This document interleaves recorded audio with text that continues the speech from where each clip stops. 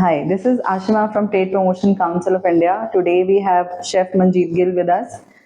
Chef Manjeet S. Gill is a globally renowned Indian chef, currently serving as the president of Indian Federation of Culinary Associations. As the former corporate chef of ITC, his knowledge and experience comes from 4 decades of work in pioneering world-class restaurants, curating traditional Indian food, and drawing on the nation's culinary diversity, bringing unmatched fame to concept restaurants like Bukhara, the Northwest Frontier Tandoori Cuisine, Dum Pukht, a grand cuisine from Awadh, Dakshin, the specialized cuisine of the 4 southern states of India, kebab and curry, the best of pan Indian kebabs and curry dishes, and the most recent, Royal Vega, honestly, vegetarian cuisine based on the philosophy, principles, and guidelines of Indian gastronomy, Ayurveda, served in royal style. From designing the menu to curating the carefully selected Indian fare for world leaders, Chef Manjit Gill has had the privilege of serving former American presidents Barack Obama, Bill Clinton, George Bush, and the French, Indian, Canadian, British, and German premiers, among many. Besides this, he has passionately catered to the palates of hundreds of global leaders at state banquets held at ITC properties. Chef Gill is particularly renowned for his expertise in traditional Indian cuisine and has also been a pioneer in promoting sustainable and healthy cooking practices worldwide. Currently, he is also running for presidency of the World Associations of Chefs Society, a global network of chefs associations first founded in October 1928 at the Sorbonne in Paris. Moving on to the interview. So for my first question, Chef Gill, you've had a truly extraordinary career in the hospitality industry. So, as you now contest for the presidency of the World Chefs Association, what motivates you to take on the leadership role, and what does it represent for you at this stage of your career? Um, yes, there's no doubt that I had a very productive career throughout in the culinary, and I must give this credit to my companies where I work, and that's only two companies I started my culinary, the kitchen management training with the Oberoi Hotels, one of the finest school to do this training, and then after that spent almost 46 years in ITC hotels. So it is a very, very good journey. And I was very lucky that I joined the ITC hotels because they had the concept ITC hotel behind is the Indianness and the India Yes. to promote India and the cuisine, then be able to do work on the Indian cuisine. So that was a quite important, the impact on my career and my thinking and a pride in my own culture and own cuisine. Okay. So, what motivates me to? I've been to throughout the world, many countries, and interacted with many professionals and seen many cuisines that how the other countries are working through their cuisine and their culture. So I was very much, convinced that as an Indian chef, I can only promote my own culture and cuisine in the whole world, and that's what I'm almost working. This with various mediums, almost last 30 years, 35 years, and completely committed to the Indian cuisine. As I told you that my management training of kitchen was from the Oberoi, and there where we were trained more into the international cuisine. And our hotel schools also teach more the continental, what used to be called that time, or international cuisine. But after coming into the ITC hotels, I shifted, from the the international or continental cuisine to the Indian cuisine, Okay. and then try to understand, try to read about Indian cuisine. That opportunity I got because to create the conceptualize along with the team on the iconic Indian restaurants now in Right. ITC hotels. And so that's I'm very lucky. I think, to be at the right place. But that made me a very strong believer of the Indian culture and the Indian cuisine, which is based on Ayurveda. It's a very important vertical of one of the total Ayurveda knowledge. And so that more and more I kept reading and kept practicing also into my own system and even into my kitchens, which I managed for very long, the concepts of Ayurveda. And that I always seen that's a very good results comes out. With that, certainly we have done those things. So then I thought, okay, I've done my training, my many countries, and attended the workshops.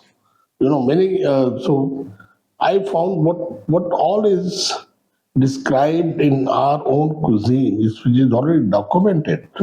Right.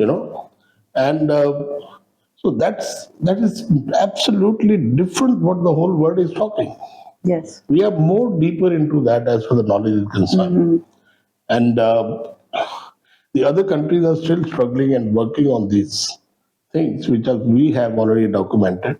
And if we try to first understand ourselves, discover them, and then disseminate the knowledge down the line within our country, within our culture, and make the people proud of that, and then disseminate the knowledge to the whole world. The whole world needs this knowledge, what we have already documented into Ayurveda.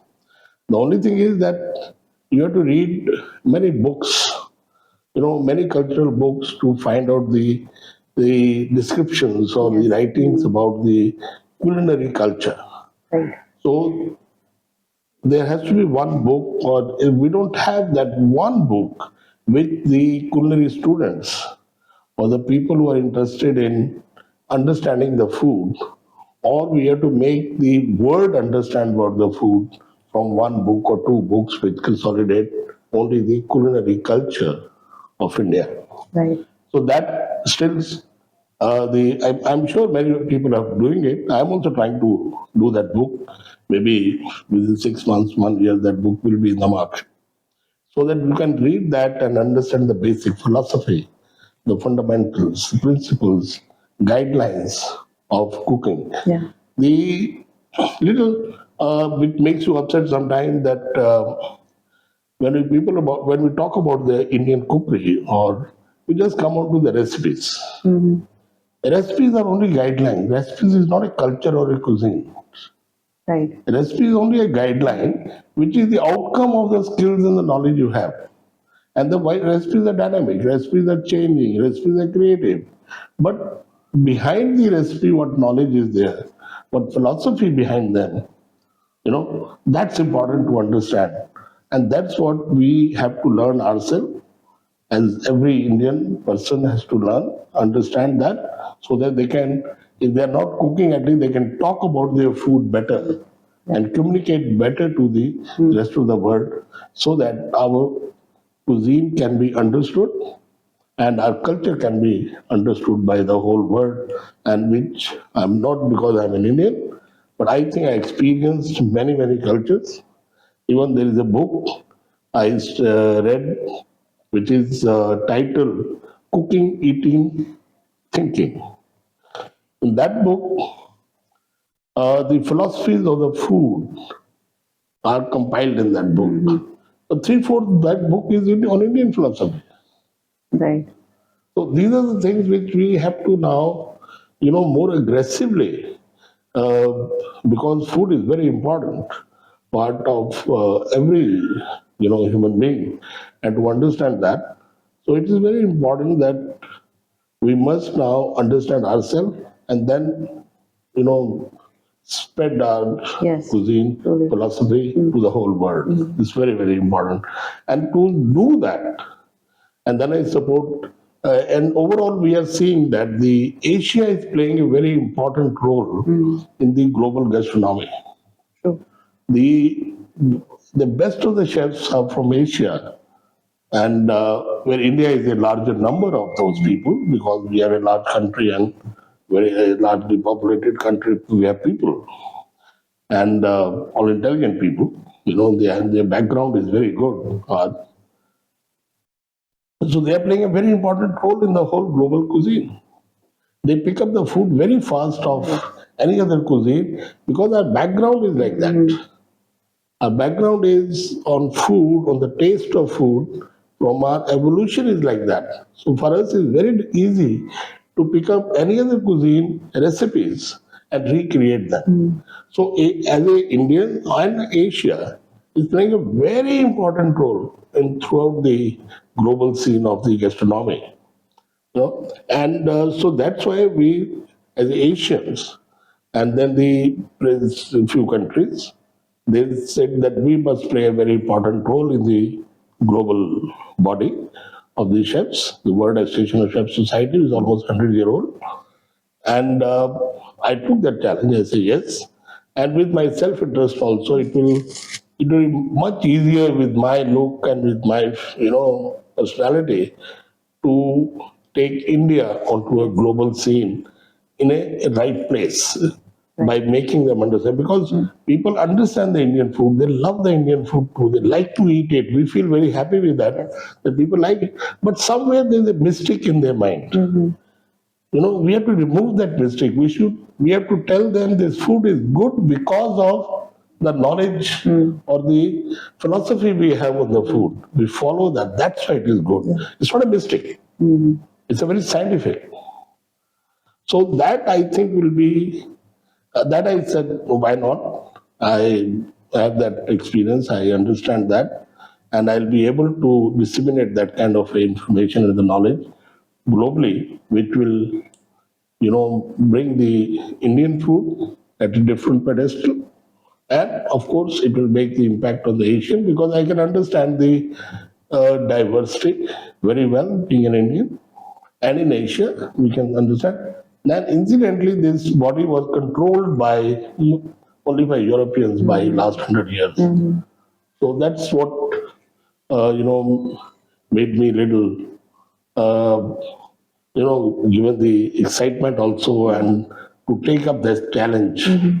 And the chef's life is always with the challenges. Every moment is different. Yeah. So I took it. I said I will do it, and I'm getting a good support, and I'm sure I'll win.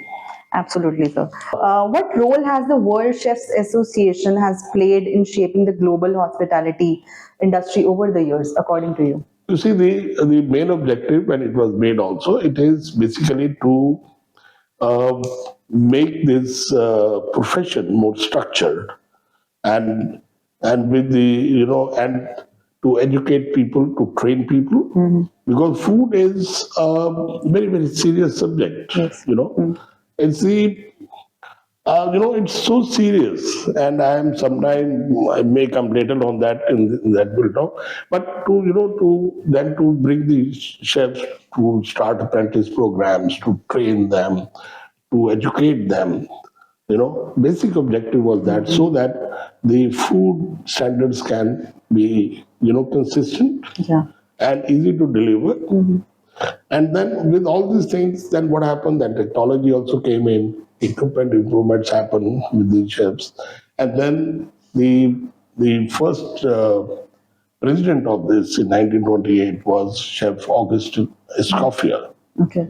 And he's considered even today, he will remain, he is the like father of the cuisines and the culture and the kitchens. He put the administrative structure hierarchy of the kitchen and specifications of each job in the kitchen, what people will do at each level, and then finally the product is ready. So all these things were, that time it all started from France, no doubt, and that's why the France is considered to be the best as a food. So this is the main objective, and then to create this, a lot of competitions created, so that the chefs can compete with each other with some guidelines, criteria, with different categories, and that also to prepare to fight, to compete in the competition.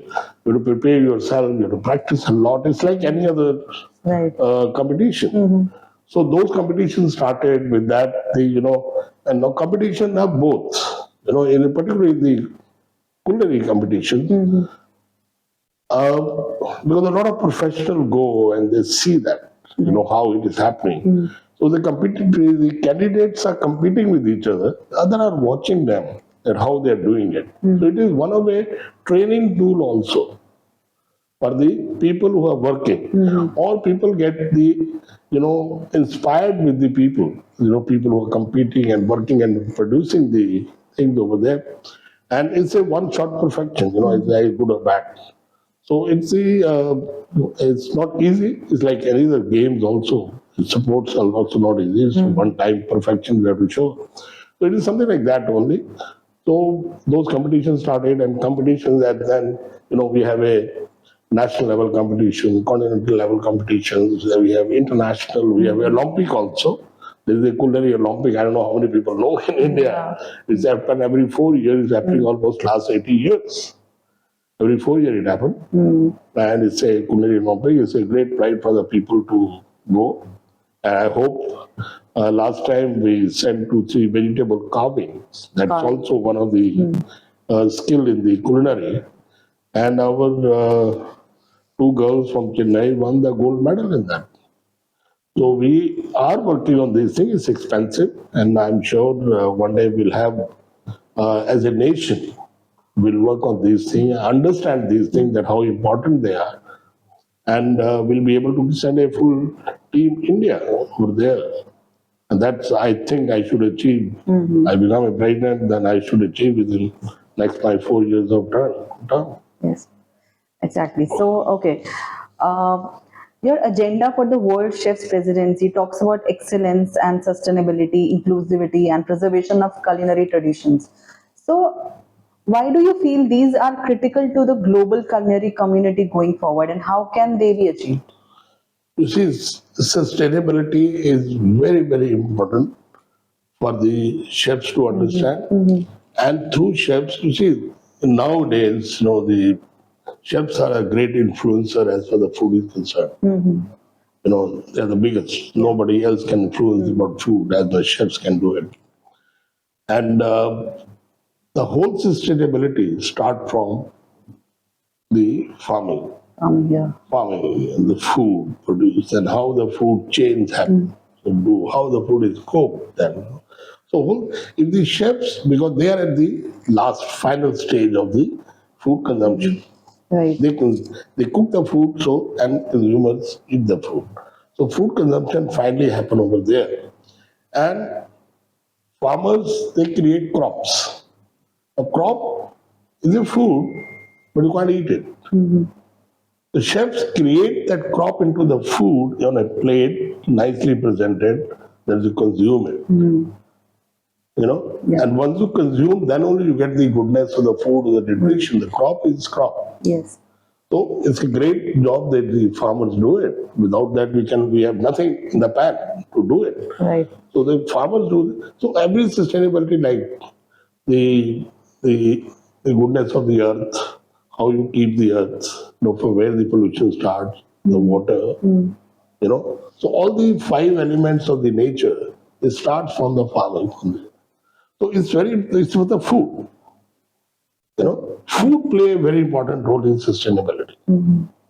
Like it's a very commonly people are saying these days too, that to 1 kilo of basmati rice, you need about 3,000 liter of water. So that's the consumption of water.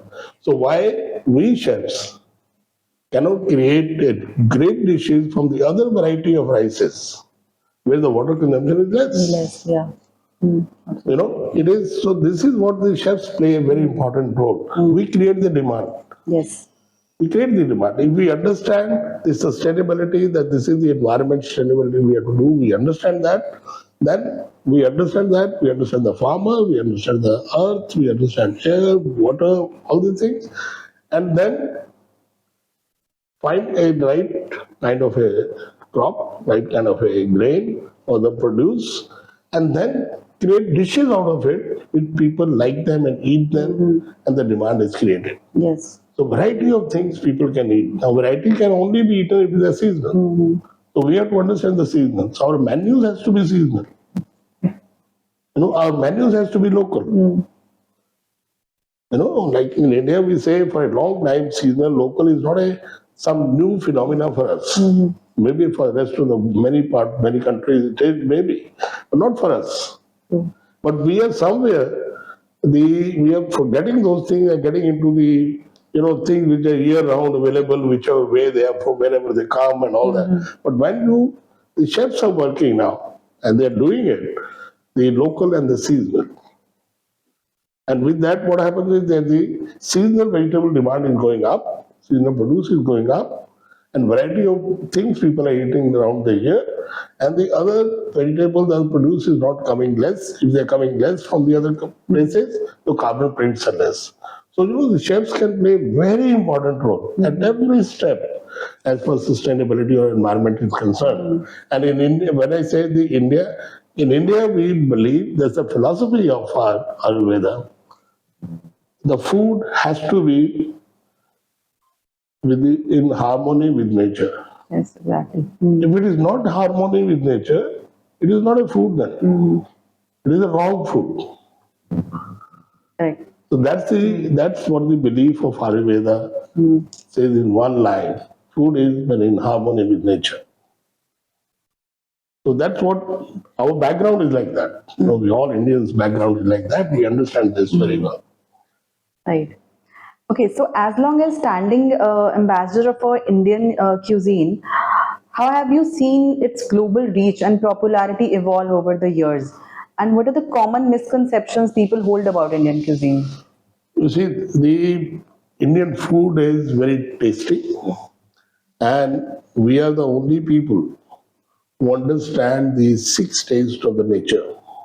Still, there's a people are not aware of the six tastes of natural, fundamental tastes, natural flora and fauna, which in Ayurveda is mentioned, I don't know how many thousands of years back. That's very important to understand and learn.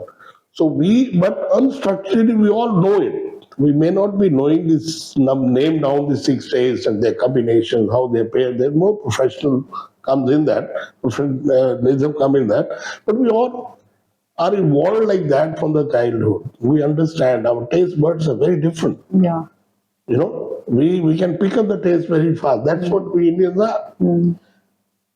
So this is what, so that is because our food is tasty, we should not take the food with commercially, maybe whichever reasons, maybe unprofessional, untrained people or illegal immigrants started cooking internationally and they started using a lot of fats and a lot of things. But that's not our food. Right. Our food is not like that. Yeah. So with that has created a misconception in the mind of people. It's a different perception in the mind of people. But that is what I'm saying.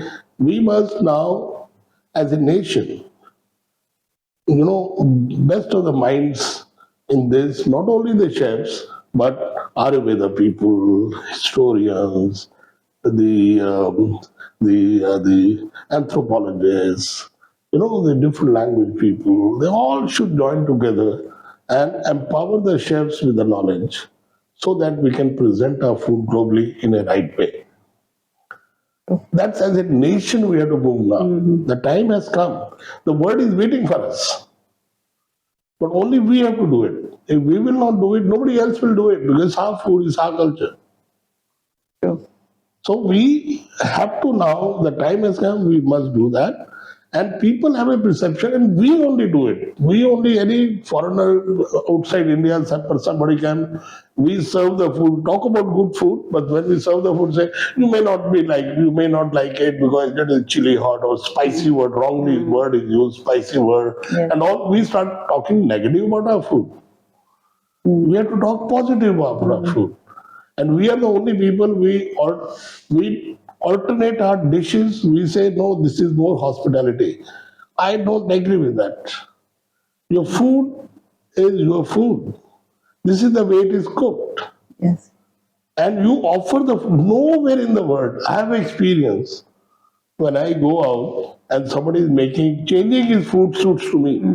Or putting what are those 6 days, the pungency and the sourness or these Yeah. little bitterness into the food, Exactly. and they don't change their food to suit me. They talk positive about their food, they talk good about their food, and they make sure that whether I like it or not, I still talk good about that food. I understand their food. But in India, we try to change our food. Yes. With changing, people get the misconception. They don't understand our food. So we have to correct our food. We have to discover ourselves, understand ourselves, and then we present the food to the people. Yes, we must understand the likes and dislikes of the person.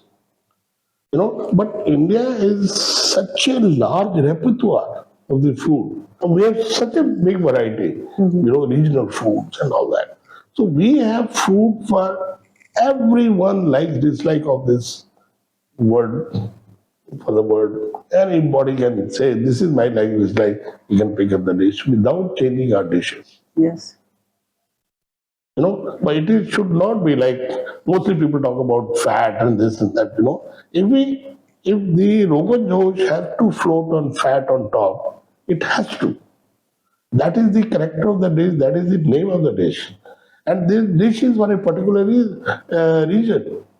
There, you require a fat for your health, for nutrition, to keep your body perfect, to healthy in that region. So don't cook that Rogan Josh if you have to do somewhere else. Or for somebody like, it doesn't mean you remove the fat and say it is Rogan Josh. That is wrong we are doing with our Yes. food. Yes, absolutely. So we have so many dishes, even in the tribals. There's so much variety of dishes which are fatless. So pick up from there. There's so many dishes that are so tasty, so interesting, which have very little fat to be put in that. And the fat also, it has to be a good quality of fat. Our fat, ghee, mustard oil, how much variety of oils, Yeah. natural oils and fat we have. Nobody has. We have so much of variety. Yes. We must be knowledgeable. We must be and disseminate that knowledge down the line to every Indian citizen. That they must understand their food. They must talk positive about their food. They must be good about their food. And people will then, and people, my experience internationally doing demonstrations and interacting with the people in a very different platform, very high platform, like slow food and all those, there, people see your recipe when you demonstrate, but they have hundreds of questions after that to ask.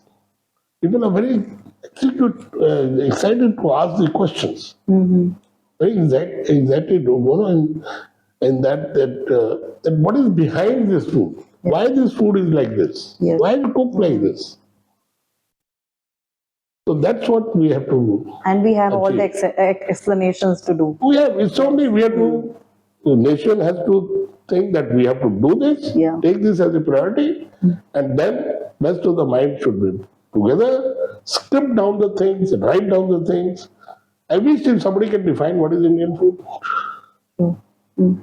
So we should have a scripted paragraph that everybody should know how we, when we talk about our food, how we define our food. What is our food? Truly agree with you, sir. So, in your opinion, what factors truly set Indian cuisine apart on the global stage? And do you think we have fully unlocked its potential, both in terms of flavor profiles and health benefits? You see, Ayurveda says very simply, food is not nutritional, even having nutrients in it, if it is not well balanced with six tastes. The food has to be tasty. Most parts of the world, people think, and we also in the mind, we also believe that many people of us, if food is tasty, it's not nutritional. Food is nutritional only if it is tasty, and that's our food. So, The taste only trigger the mind, the brain, that how to handle the food, how to digest this food. It only taste send the message. And if people don't understand that, I will request that people must read neurogastronomy, must read little bit about that and understand the the relationship between the food and the brain. Once they will understand, they will start looking at that our food is the most nutritional food. Our guidelines of the nutrition food is very clear, and every step makes the food very high in nutrition. We have to understand, we have to follow them.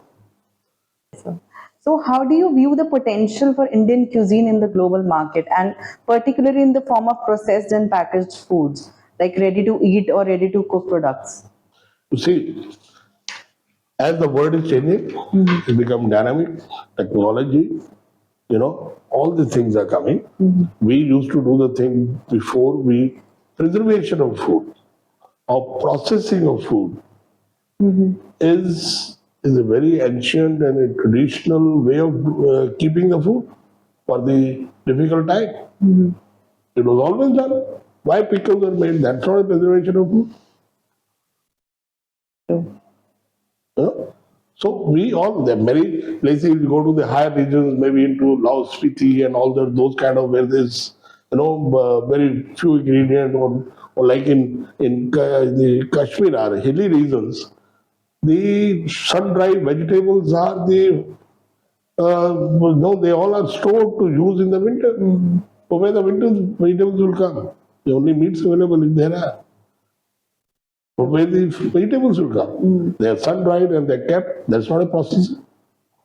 So processing food, but in between, okay, the processed food were related to the can and all those things, whatever way life is given. Life was naturally given. Now ultra processed foods are bad. We have to use the word ultra now for the future to come, not the processed food. Now, before the preservations were done, how?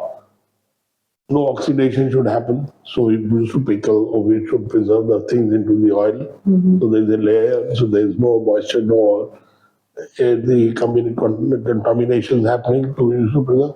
Now those things are with new technology also. They started putting into the retort process has come in with their cans and many things are processed. So the life is given. Basically, it is, there is no air contact.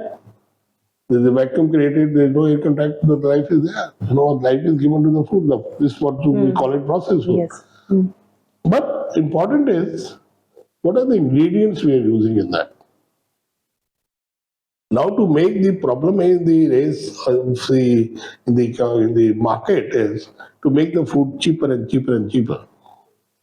So that is where some laws has to be there. There's some specifications has to be there that people must read the ingredients on the processed food. If any ingredient is there which you don't use when you cook yourself, don't buy it.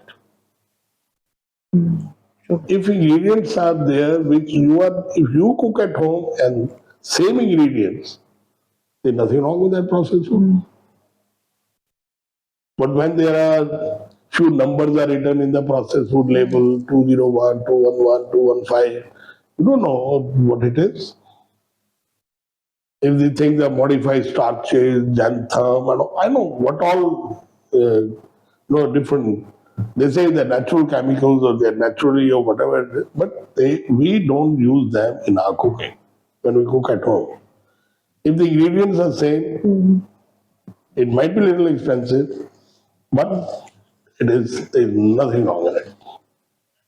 I think it is even better as the time has changed, as the people don't have much time at home to process the food. Cooking is a process. Yes. So I'm using the particular word process. Cooking is also a process. Yeah. And when you process the food at home, you may not be easily to take care because of the time constraint or the space constraint or health constraint, whatever may be.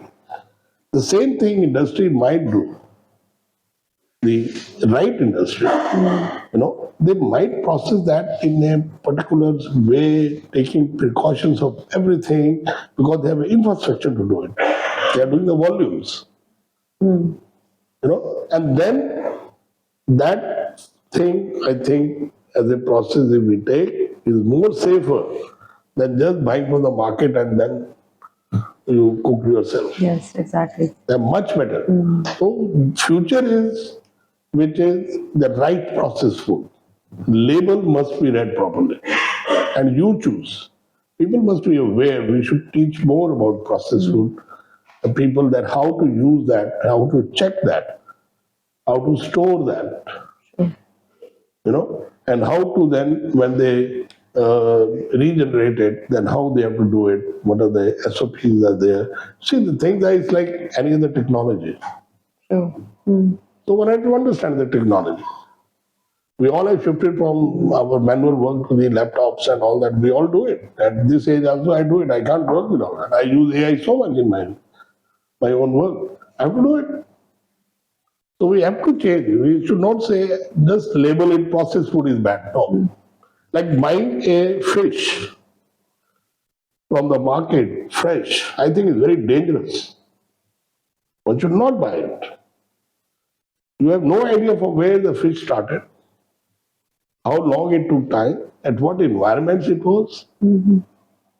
It is better to buy a branded fish from somewhere which is frozen and which was frozen in the deep sea.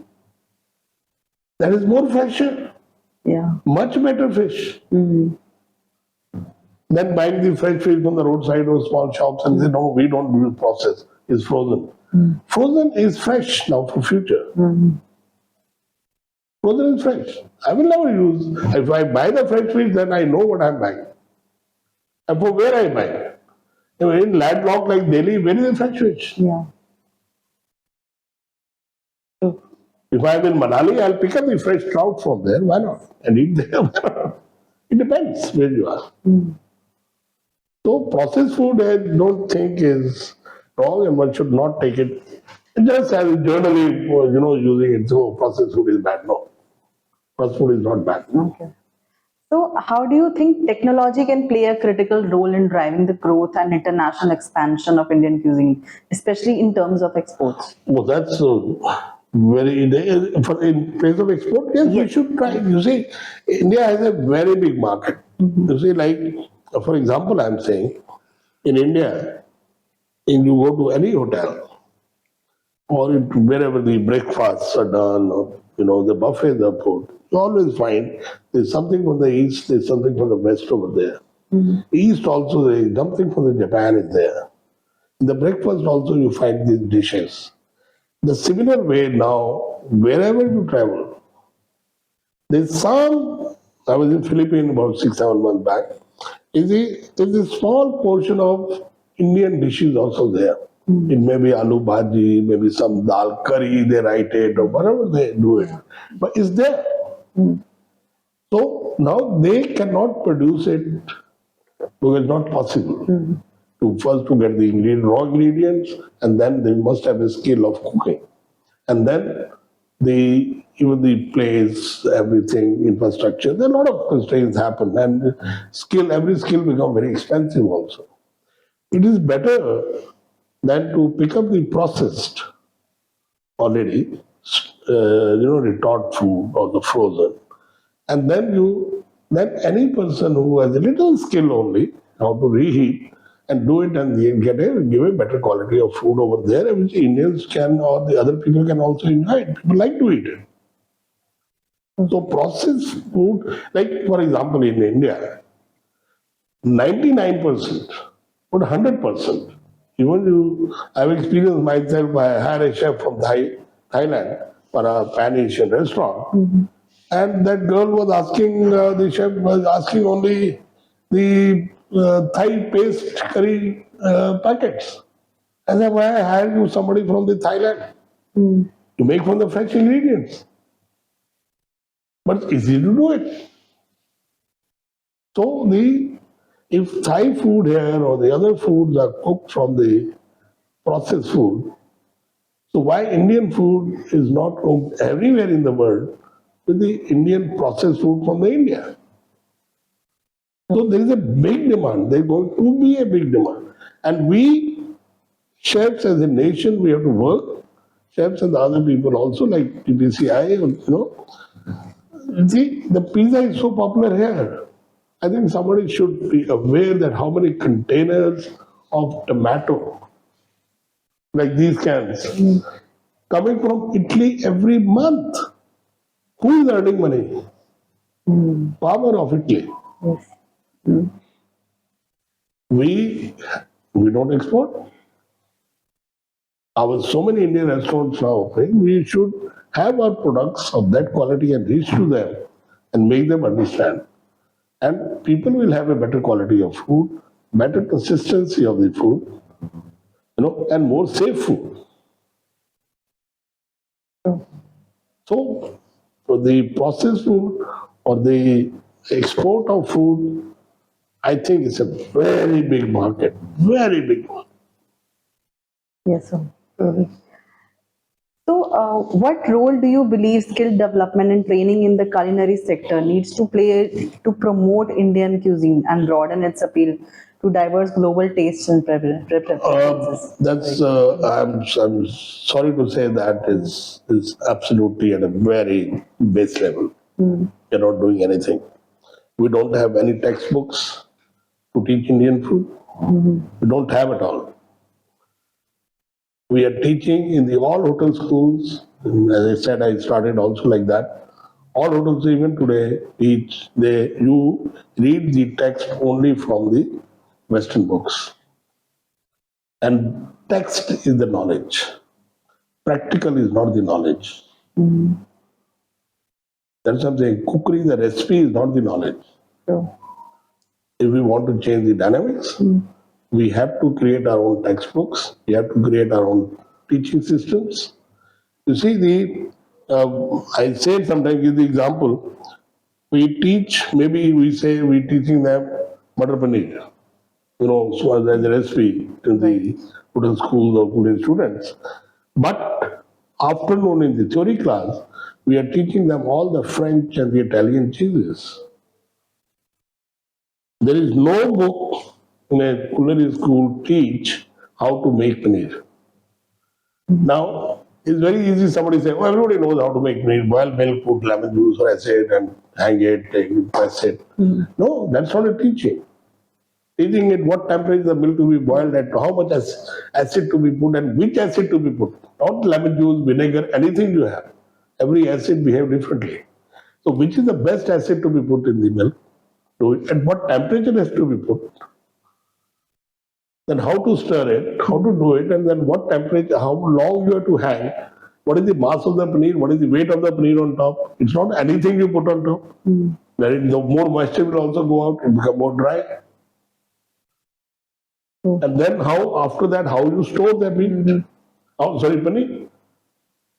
How you keep it for 1 or 2 hours so that all solids, all the fats get slowly, uh, become more denser and better, and then the cake become or paneer, but then you utilize them is much better way. But where is the scientific way in the hotel school teaching how to make paneer? But they all know how to make cheeses from France and all that. yes. They all know that. That is why you tell any Indian culinary, so the hotel school, or you tell them to make um, uh, the menus or the healthy. You use the word healthy, they will start thinking West. Add soup, add salad, and this. The whole scenario changes. So people are thinking only, and that is why they are trying to make even our food also like Western style more. You must have experience. Yes. They should be progressive food. They should be, you do the very Western style, maybe the Indian flavor. Let's say Indian flavor food. You do it, but that only may be a fashion. Fashion things keep happening. Those particular theme you are doing is a different thing. You mix two cuisines, you create something new. Oh, it's a new experience. It's very nice.